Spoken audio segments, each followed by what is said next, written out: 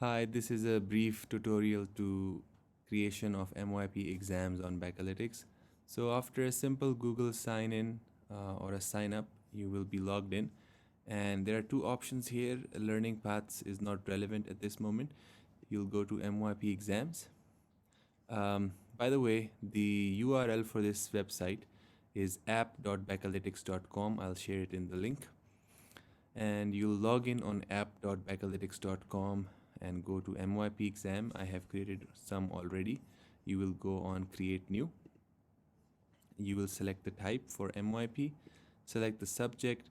For now we only have sciences and mathematics, but on demand we will be adding further subjects as well. For instance, we go to physics, create an exam, and every question has a context in the IB MYP exam. So this will be that box. You can add text here and images here as well. I'll just this is the image upload from the computer option. I don't have any image right now, but you can just copy paste images and add text here for the context of the question. Then every question has subparts. Either you'll have an objective multiple choice question or you'll have a descriptive one. You select that, you add the marks for that part. So you can see 1A is registered here, and you add the question, the topic that it is associated. These are the topics that are given in the IB science guide for physics, and each topic has further subtopics, and you select that.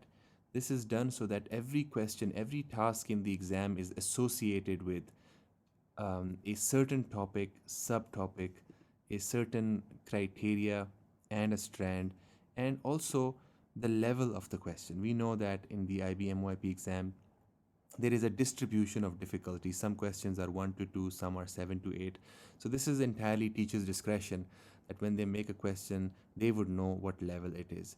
The command term of the question usually gives it away. For instance, if it's just a state question, it's 1 to 2, or an outline question is 3 to 4.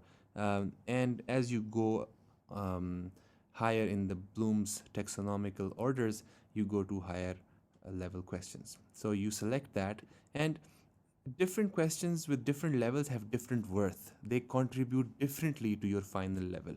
So this is why we completely qualify a task with all these parameters, because the analytics and the grading, everything is automated for you if you give importance to the creation part. And now this is very important. In a very generalized way, you will list all your expectations. If there is a few things that student has to say in the response, then you'll have to write statement 1,